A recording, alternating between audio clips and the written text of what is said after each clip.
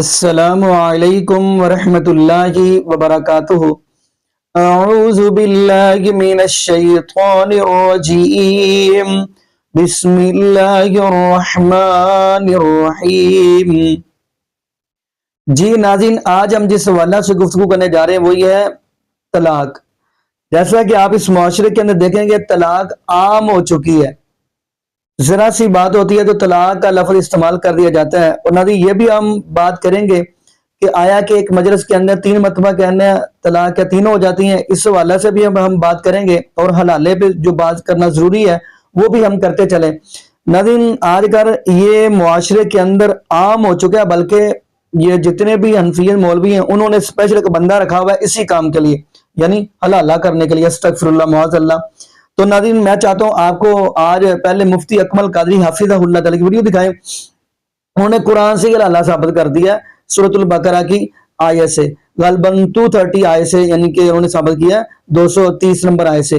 تو آئیے ناظرین اسی کی زبانی میں ویڈیو دیکھتے ہیں، پھر انشاءاللہ ناظرین اسی حوالے سے ہم بھی گفتگو کریں گے۔ تو آئیے ناظرین مل کے ویڈیو دیکھتے ہیں۔ کہ جب مرد عورت کو طلاق دیتا ہے تو ایک تو عورت پہ یہ بوجھ اور اس کو ایک اذیت، اور پھر حلالہ، یہ تو قربانی در قربانی عورت کے لیے، ایسا کیوں ہے؟ میری بھولی بھالی بہن، سب سے پہلے تو بات یاد رکھیے کہ حلالہ کا حکم نہ میں نے دیا ہے نہ کسی اور عام شخص نے، بلکہ یہ اللہ تعالیٰ کی طرف سے ہے۔ اللہ تعالیٰ ارشاد فرماتا ہے فَإِن طَلَّقَهَا، پھر اگر یہ شوہر اپنی زوجہ کو تیسری طلاق دے دے، فَلَا تَحِلُّ لَهُ مِن بَعْدُ حَتَّى تَنكِحَ زَوْجًا غَيْرَهُ، تو یہ عورت اس شوہر کے لیے حلال نہ ہوگی جب تک کہ اس پہلے شوہر کے علاوہ کسی اور مرد سے نکاح نہ کر لے۔ تو یہ حلالہ کا حکم تو اللہ کی طرف سے ہے، اور اللہ تعالیٰ کی طرف سے بیان کردہ حکم پر اعتراض کرتے ہوئے کہنا کہ ایسا کیوں ہے، یہ بہت ہی برا ہوتا ہے۔ اور چونکہ یہ قرآن کے اندر نص صریحہ کے اندر آ گیا تو معلوم ہوا کہ حلالہ کروانا ضروری ہے، لیکن یہ 3 طلاق کے بعد ہوتا ہے۔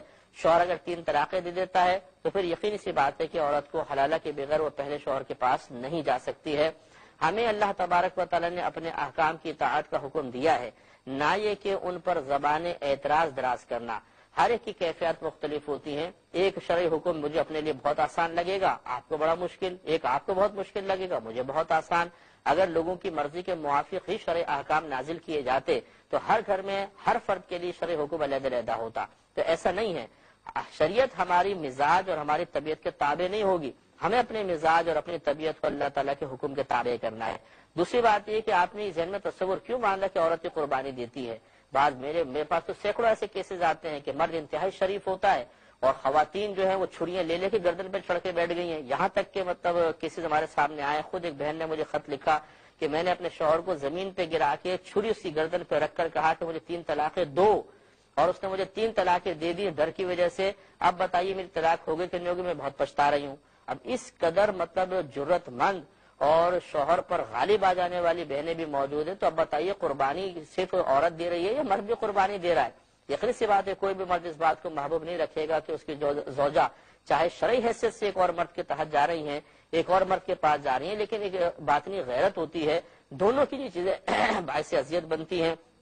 اور حلالہ کا سخت پروسیس شریعت نے اسی لیے رکھا ہے کہ اگر یہ نہ ہوتا، آپ دیانتداری کے ساتھ سوچئے کہ 3 طلاقیں کھیل بن جاتی کہ نہیں بن جاتی۔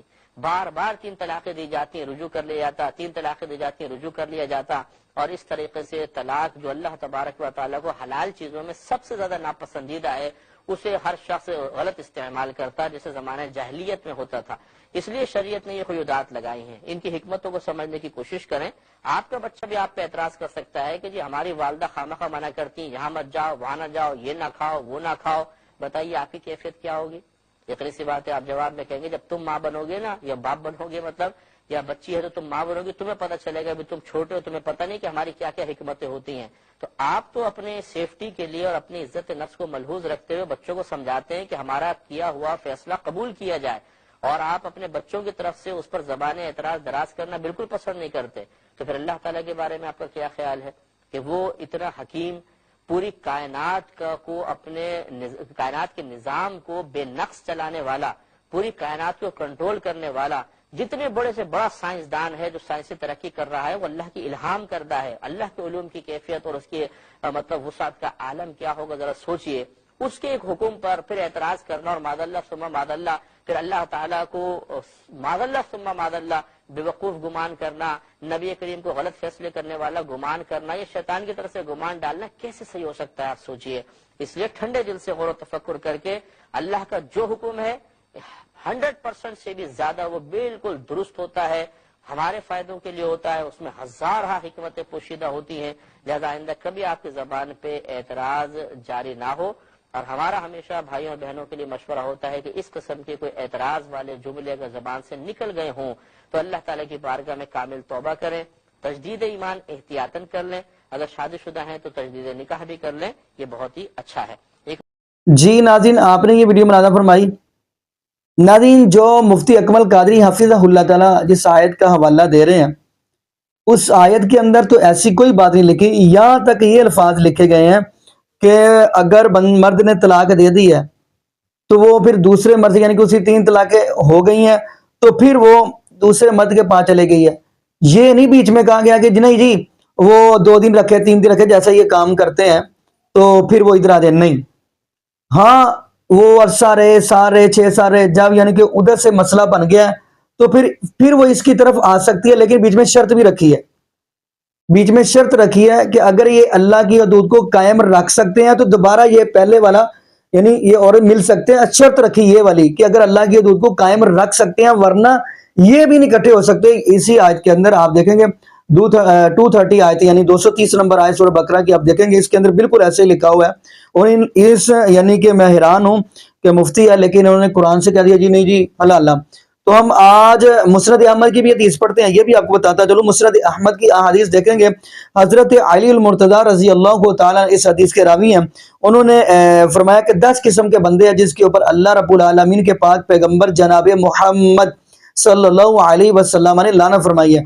उन 10 बंदों में से एक बंदा ये भी है जो हलाला करने वाला और करवाने वाला, इसके ऊपर नबी पाक सल्लल्लाहु अलैहि वसल्लम ने लाना फरमाई है। और अगली बात हम नाज़रीन करते चलें, सही मुस्लिम की हदीस है, आया कि एक मजलिस के अंदर 3 मरतबा तलाक है ना, क्या तीनों ही होगी? बिल्कुल नहीं। हजरत अब्बास रजी अल्लाह तआला फरमाते हैं कि नबी पाक सल्लल्लाहु अलैहि वसल्लम के दौरे खिलाफत के अंदर 3 मरतबा कहने को एक ही शुमार किया गया है। फिर हजरत अबू बकर सदीक रजी अल्लाह तआला अन्हु के दौरा खिलाफत के अंदर 3 मरतबा कहने को एक ही शुमार किया गया। हजरत उमर फारूक रजी अल्लाह तआला के पहले 2 साल उनके अंदर भी 3 को एक ही शुमार किया गया।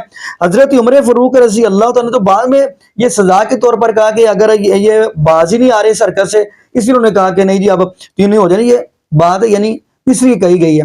नाज़रीन बिलफर्ज अगर हम बात इस पे मान भी ले, ये मौलवी कहते हैं जी हजरत उमर फारूक रजी अल्लाह तआला उन्होंने कह दिया जी तीनों होगी, अगर इस बात पे हम आ भी जाएं तो आप फिर नाज़रीन जामिया तिरमिज़ी की किताबुल हज आप खोलेंगे तो उसके अंदर हजरत अब्दुल्ला बिन उमर रजी अल्लाह तआला नबी पाक सल्लल्लाहु अलैहि वसल्लम के सहाबी यानी हजरत उमर फारूक रजी अल्लाह तआला के बेटे हैं अब्दुल्ला बिन उमर रजी अल्लाह तआला अन्हु।